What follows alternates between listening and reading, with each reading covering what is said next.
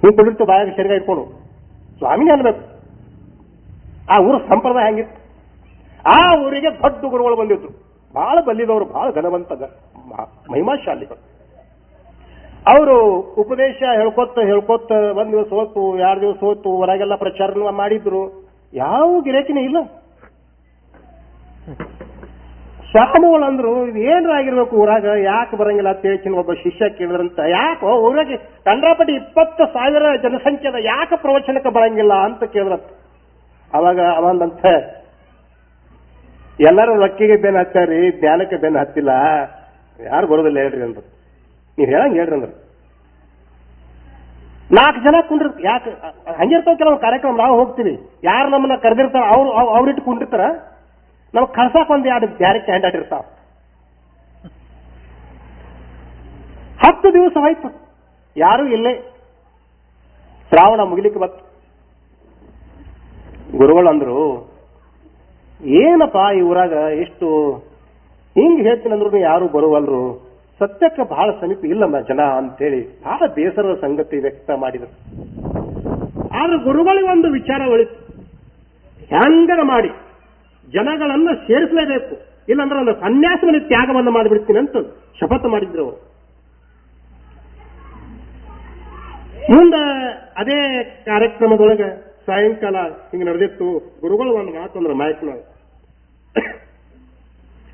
ನಾಳೆಗೆ ನಂದು ಕೊನೆಯ ಪ್ರವಚನ ಅದ, ಯಾರು ಇಲ್ಲಿಯ ಪರ್ಯಂತರವರೆಗೂ ದೇವರನ್ನೇ ನೋಡಿಲ್ಲ, ನಾಳೆ ಸರಿಯಾದ ಸಮಯಕ್ಕೆ ಪ್ರವಚನಕ್ಕೆ ಬರ್ರಿ,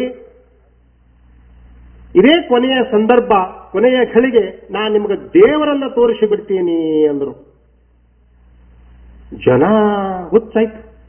ಇವರಂದ್ರು, ತಿಂಗಳಾನುಗಟ್ಲೆನೂ ನಾವು ಹೋಗಿಲ್ಲ, ವರ್ಷಾನುಗಟ್ಲೆ ಮಠಕ್ಕೆ ಸಮೀಪನೂ ನಾವು ಹೈದಿಲ್ಲ, ಆದ್ರೂ ಸಹಿತ ನಾಳೆಗೆ ಗುರುಗಳು ದೇವರನ್ನ ತೋರಿಸ್ತಾರೆ, ಜೀವಂತ ದೇವರನ್ನ ತೋರಿಸ್ತಾರೆ ಅಂದ ಬಳಿಕ ನಾಳೆಗೆ ಪ್ರವಚನ ಬಿಡಂಗಿಲ್ಲ, ನಾಳೆಗೆ ಹೋಗಬೇಕು ಅಂತ ತಿಳ್ಕೊಂಡು ಹೇಳ್ತೀನಿ ನಿಮ್ಗೆ. ಇನ್ನ ಸ್ವಾಮಿಗಳು ಬಂದಿತ್ತಿಲ್ಲ, ಊರಾಗ ಜನ ಒಬ್ಬರೇ ಊರಾಗ ಒಳಗಿರ್ಬೇಕು, ಎಲ್ಲ ಜನ ಕಿತ್ಕೊಂಡಿ ಬಂತ. ಏನ್ ಜಾಗನೇ ಸಾಲಿಲ್ಲ, ಮತ್ ಸ್ವಾಮಿಗಳು ಬರ್ಲಿಕ್ಕೆ ಸಹಿತ ಜಾಗ ಬಿಡುವಲ್ರು. ಯಾಕ? ದೇವರನ್ನ ತೋರಿಸ್ತಾರೆ. ಬಂದು ಎಲ್ಲರೂ ಕುಂತಿದ್ರು. ಗುರುಗಳು ಬಂದು ಕೂಡಲೇ ವೇದಿಕೆ ಮ್ಯಾಗ ಕುಂತರು. ದಿನನಿತ್ಯ ಏನು ಪ್ರವಚನದ ಪ್ರವಚನ ಹೇಳ್ಕೊಂತ ಹೊಂಟ್ರು. ಕಲಿಲಾರದು, ಕಲ್ತದ್ದು ಎಲ್ಲ ಸೇರಿವು. ಎಲ್ಲರೂ ಹ್ಯಾಂಗ ಅಂತ ಕೇಳಿದ್ರೆ ಕಣ್ಣ ಸಹಿತ ಬಡಿತಿತ್ತಿಲ್ಲ, ಹಾಗೆ ಕೂತೀವು. ಯಾಕ? ದೇವ್ರ ಮಾಯ ಆದಂದ್ರೆ ಹೆಂಗ? ಅವಾಗರೆ ಒಬ್ಬ ಪುಣ್ಯಾತ್ಮ ಹೇಳ್ತೀನಿ ನಿಮ್ಗ, ಕಿಶದಾಗ ಜಂಡು ಬಂತು ಬಂದಿರುತ್ತೆ, ಅಕಸ್ಮಾತ್ ನಿದ್ದಿಗಿದ್ದಿ ಬತ್ತು ಅಂತಂದ್ರೆ ಇಂಥ ಕಾರ್ಯಕ್ರಮ ನಿದ್ದಿ ಭಾಳ ಬರ್ತಾವ. ವಿಷಯ ತಿಳಿಲಿಲ್ಲ ಅಂದ್ರೆ ನಿದ್ದಿ ಚಾಲೋ. ಅದಕ್ಕೆ ಹೇಳ್ತೀನ, ನಮ್ಮ ಪ್ರವಚನದಾಗ ಏನಪ್ಪಾ ಅಂತ ಕೇಳಿದ್ರೆ 2 ಲಾಭ ಆಗ್ತಾವ. 2 ಲಾಭ. ತಿಳಿದ್ರೆ ಜ್ಞಾನ ಆಗ್ತದ, ತಿಳಿಲಿಲ್ಲ ಅಂದ್ರೆ ನಿದ್ದೆ ಆಗ್ತದ, ಮತ್ತೆ ಲಾಭ ಇಲ್ಲ.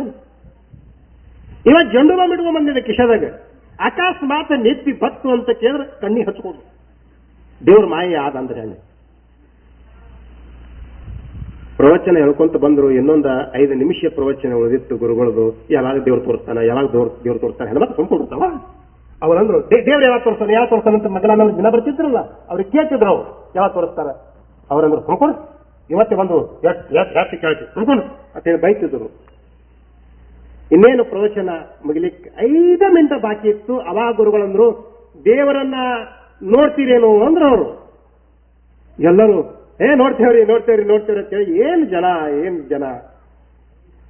ಅವಾಗ ಗುರುಗಳಂದ್ರು, ಮತ್ತ ನೋಡ್ರಿ ಹೀಗೆ ಯಾರೇ ನಿದ್ದಿಗಿದ್ದಿ ಬಂದಿತ್ತು ಅಂತಂದ್ರೆ, ಯಾರೇ ನಿದ್ದಿನಿ, ಅವ್ರು ಮಲ್ಕೊಂಡಿಲ್ಲ, ಎಲ್ಲಿ ಅವ್ರ ಅನ್ನ ಪ್ರಸಾದಕ್ಕೆ ಲಕ್ಷ್ಯ ಇಲ್ಲ, ಪ್ರವಚನದ ಮೇಲೆ ಲಕ್ಷ್ಯ ಇಲ್ಲ. ಯಾವಾಗ ದೇವರನ್ನು ತೋರಿಸ್ಯಾರು, ಪ್ರತ್ಯಕ್ಷ ದೇವರನ್ನ ತೋರಿಸ್ಯಾರು, ಇದನ್ನೇ ಇತ್ತು ತಲೆಯಾಗ. ಅವಾಗ ಗುರುಗಳಂದ್ರು, ಮತ್ತ ಹಂಗಿತ್ತಂದ್ರೆ ದೇವರನ್ನ ತೋರಿಸ್ತೇನೆ, ನೋಡೇ ಬಿಡ್ರಿಲ್ಲ ಅಂತ ತಿಳ್ಕೊಂಡು ಅವ್ರಿಗೊಂದು ಕಿಶದೊಳಗಿಂದ ಒಂದು ಪರಮಾತ್ಮನ ಫೋಟೋ ಹಿಂಗ್ ಹಿಡಿದ್ರತ್ತ. ಈ ಸಣ್ಣ ಫೋಟೋ ಹಿಂಗ ತೋರ್ಸೋದ್ ಕೂಡ್ಲೆ ಅವು ಕಂಪನಿ ಇದ್ವಲ್ಲ ಅವ್ರಂದ್ರು, ಇದೇ ಪರಮಾತ್ಮ ಅಂದ್ರು ಅವರು. ನಮ್ಮ ಮನೆಗೆ ಇದಕ್ಕಿಂತ ದೊಡ್ಡ ಫೋಟೋದೊಳಗ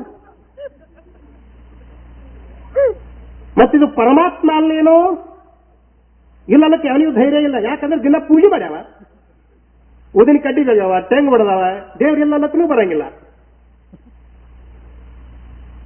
ಎಲ್ಲ ಬಾಯಿ ಮುಚ್ಕೊಂಡು ಕೂತೀವಂತ. ಇನ್ನೊಮ್ಮೆ ನೋಡ್ರಿ, ದೇವರ ಮಾಯ ಆಗ್ತಾನಂದ್ರತ್ತ. ಅವ್ರಂದ್ರತ್ತ ದೇವ್ರು ಮಾಯ ಆಗ್ತಾನಂತಂದ್ರ ಎಲ್ಲಿ ಮಾಯ ಆಗ್ತಿರ್ಬೇಕಪ್ಪ ದೇವ್ರ ಅಂತ ಅದೊಂದು ಸಂಶಯ. ಹ್ಯಾಂಗ ಮಾಯ ಆಗ್ತಿರ್ಬೇಕು ದೇವ್ರ? ಹಾಗಂದ್ರು ಬಹಳ ಲಕ್ಷ್ಯ ಕೊಟ್ರು ಅವರು, ಹ್ಯಾಂಗ ಮಾಯ ಆಗ್ತಾನ. ಈ ಕಡೆ ಕಿಶದಾಗ ಒಂದು 10 ರೂಪಾಯಿ ನೋಟ್ ತೆಗೆದ್ರು ಗುರುಗಳು. ಏನು ಪರಮಾತ್ಮನ ಫೋಟೋ ಇತ್ತು, ಆ ಫೋಟೋ ಮುಂದೆ 10 ರೂಪಾಯಿ ನೋಟ್ ಹಿಂಗೆ ಹಿಡಿದು, ಪರಮಾತ್ಮ ಕಾಣ್ತಾನೇನು? ಇಲ್ರಿ, ಪರಮಾತ್ಮ ಕಾಣ್ತಾನೆ ಇಲ್ಲ. ಪರಮಾತ್ಮ ಕಾಣಂಗಿಲ್ಲ. ಯಾಕೆ ಪರಮಾತ್ಮ ಕಾಣಲಾಗ್ಯಾನ ಅಂತ ಗುರುಗಳು ಪ್ರಶ್ನೆ ಕೇಳ್ತಾರೆ. ಅವಾಗ ಇವ್ರಂತಾರಂತ, 10 ರೂಪಾಯಿ ನೋಟ ಪರಮಾತ್ಮ ನನ್ನ ಮರಿ ಮಾಡ್ಯದ, ಅದಕ್ಕೆ ಪರಮಾತ್ಮ ಕಾಣಲಾಗ್ಯಾನಂತ ಅವ್ರು ಅಂದ್ರಂತ. ಚಪ್ಪಾಳೆ ಹೊಡಿಬೇಡ್ರಿ ನಿನ್ನ ಮುಂದ. ಅದಕ್ಕೆ ಗುರುಗಳಂತಾರಂತ, ಏನಂತಾರಂತ ಕೇಳಿದ್ರ, ಪತ್ನಿ ಮೇರಾ ಗುರು, ಪೈಸಾ ಮೇರಾ ಪರಮಾತ್ಮ, ಬಾಲ ಬಚ್ಚೆ ಮೇರಾ ಸಾಧು ಸಂತ, ಸೇವಾ ಕಿಸ್ಕಾ ಕರು. ಏನಾಗ್ಯದ ಅಂತ ಕೇಳಿದ್ರೆ, ಯಾವ ಜಾಗದೊಳಗೆ ಪರಮಾತ್ಮನ ಆರಾಧನೆ ಮಾಡಬೇಕಾಗಿತ್ತೋ ಆ ಜಾಗದೊಳಗೆ ಏನು ಬಂದು ಕೂತದಂತ ಕೇಳಿದ್ರೆ ರೊಕ್ಕ ಬಂದು ಕುಂತದ. ಆ ಜಾಗದೊಳಗೆ ಏನು ಬಂದದಂತ ಕೇಳಿದ್ರೆ ಪತಿ ಪತ್ನಿ ಆ ಮಕ್ಕಳೇನಿರ್ತಾವಲ್ಲ ಇವರೇ ಪರಮಾತ್ಮರಾಗ್ಯಾರ. ಅವ್ರಿಗೆ ನಾವೆಲ್ಲ ಬರ್ಬೇಕತ್ತೀವಿ ಖರೆ ಪ್ರವಚನಕ್ರಿ. ಮೊಮ್ಮಕ್ಕಳ್ರಿ, ನಮ್ಮ ಹೆಣ್ತಿರಿ, ನಮ್ಮ ಗಂಡ್ರಿ, ಬಹಳ ಕೆಲಸ ಅವ್ರಿ ಮನೆಯೊಳಗೆ. ಬಿಡುವುದು ತಗೊಂಡು ಮಾಡುವುದು ಈ ಕೆಲಸ ಅಲ್ಲ ಇದು. ಪರಮಾತ್ಮನ ಜಾಗದೊಳಗೆ ರೊಕ್ಕ ಬಂದು ಕೂತು ಅಂತಂದ್ರೆ ಅದು ಮಾಯ. ಆ ಮಾಯ ಇತ್ತು ಅಂತ ಕೇಳಿದ್ರೆ ನಿಮ್ಮನ್ನ ಪರಮಾತ್ಮನ ಸಾಕ್ಷಾತ್ಕಾರ ಈ ಜನ್ಮದಲ್ಲಿಯೇ ಮಾಡಿಬಿಡುವುದಿಲ್ಲ. ಇರಬೇಕು, ಬೇಡ ಅನ್ನಂಗಿಲ್ಲ. ಎಷ್ಟು ಇರ್ಬೇಕು ಅಷ್ಟಿರಬೇಕು, ಎಷ್ಟು ಲಕ್ಷ ಕೊಡ್ಬೇಕು ಅಷ್ಟೇ ಲಕ್ಷ ಕೊಡಬೇಕು. ಸಂಪೂರ್ಣವಾಗಿ ಮನಸ್ಸನ್ನ ಆ ಕಡೆ ಹರಿದಿದೀವಿ ಅಂತ ಕೇಳಿದ್ರೆ ನಮ್ಮನ್ನ ಮುಕ್ತವನ್ನ ಮಾಡುವಂತ ಸಾಧನೆ ಜಗತ್ತಿನೊಳಗೆ ಮತ್ತೊಂದು ಸಿಗುವುದೇ ಇಲ್ಲ. ಅದಕ್ಕೆ ಮಹಾರಾಷ್ಟ್ರದೊಳಗೆ ಒಬ್ಬರು ಬಾಳಿ ಬದುಕಿದ್ರು. ಮಹಾರಾಷ್ಟ್ರದೊಳಗೆ ಇನ್ನೊಂದು 2 ಮಿನಿಟ್ ಹೇಳಿ ಮುಗಿಸ್ತೇನೆ. ಕಾನೋ ಪಾತ್ರಳು ಅಂತ ಹೇಳಿ ಆಗಿ ಹೋಗ್ಯಾಳ. ಕಾನೋ ಪಾತ್ರಳು.